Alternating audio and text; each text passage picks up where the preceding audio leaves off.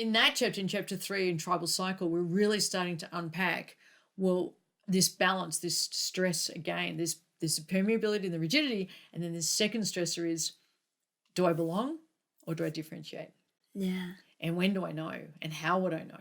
And am I belonging for reasons that for my greater good and my well-being, or am I belonging to fit in so everyone else stays comfortable? How far can I differentiate myself before the tension gets too great and I need to get back in line? And grown adults are dealing with this. This is, and we need to talk about it because it's not children and teenagers who are wrestling with this. It's adults in their 40s and 50s and 60s and 70s and 80s and beyond who are saying, it never occurred to me. Yes. It never occurred to me. And how could it? They've been raised in with state you belong. Love is defined as you fit in. Love is defined as you don't rock our boat. Love is defined as this is how you do it. Love is confused with loyalty. And loyalty is confused with love. It's you are not recognized as loyal if you do something different. I still love you. I'm just doing something different. No, you're being disloyal and you're not being loving. Yes. So people have never been taught, a lot of people are never taught, well, we can do both. And that's probably going to be healthier for our very centered selves. If we can just, it's not two sides of the coin. It's just flip it open. Let's just flip the coin and split the coin and open it and recognize I can belong as a differentiated self. Now, to do that, we need to do chapter 4, 5, and 6. Yes.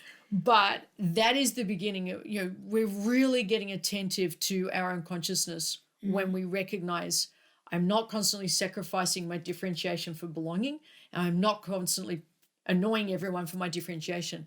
There does come a point as we mature emotionally. This is an emotional maturity journey. Yeah. That's what it is. It is emotional maturity when I can hold both in the one space.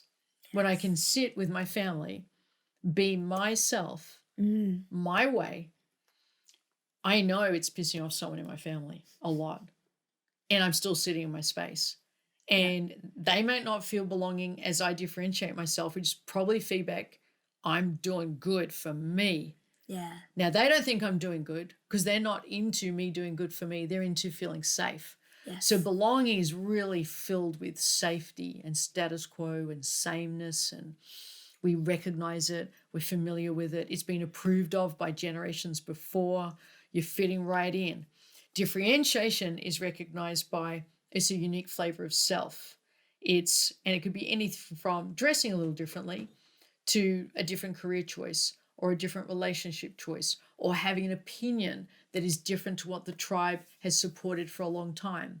For a long time, my family would have said, you don't talk about love and vulnerability. I've differentiated myself in the same space, and I absolutely do talk about love and vulnerability and being flawed and not having it all together. Absolutely. And that causes tension in the tribe. But if I don't do that for me, I don't get to have me. Yeah. Ever. And that's how we grow up with all the masks and all the shields and all the walls. That's it. Yeah. I will never know me unless I'm prepared to hold that space for me. Now, everyone's reacting to that. Yes. Especially when you first do it. It's not pretty. Yes. And then you come along, you share a post in our members group and say, I had a go and it was messy. And then you'll have people around the world who will jump on and say, it's okay, you're doing great. Yeah, that's the first step. That's that first step is when you start recognizing this is possible. Yeah. Because even in the messiness, because humanity is pretty messy. Yeah. Even the messiness, I saw a glimmer of who I can be. Yeah. I just saw a glimmer of who I can be. And then we start doing that more and more. Now, every now and again, man, I'm just going to belong. It ain't worth it. It's just not worth the conversation. Yeah. And every now and again, I'm not going to belong because that compromise would never be worth it. And that would be a compromise of my values and who I've become. And my answer is very clearly these days, no, I'm not okay with that. I'm not going to go along with that. And yes, does that cause chaos? Yes.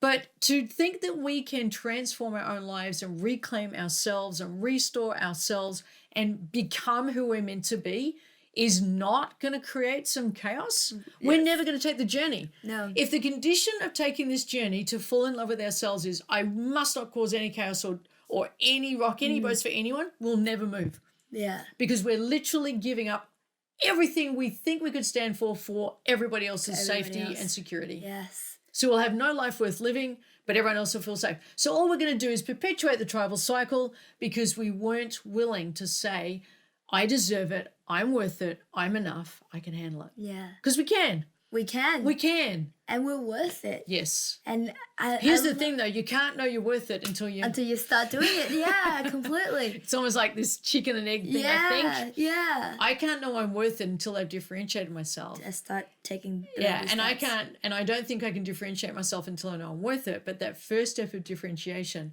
you get a glimmer. That's the pathway to me knowing I'm worth it. Yeah. There it is. Yeah.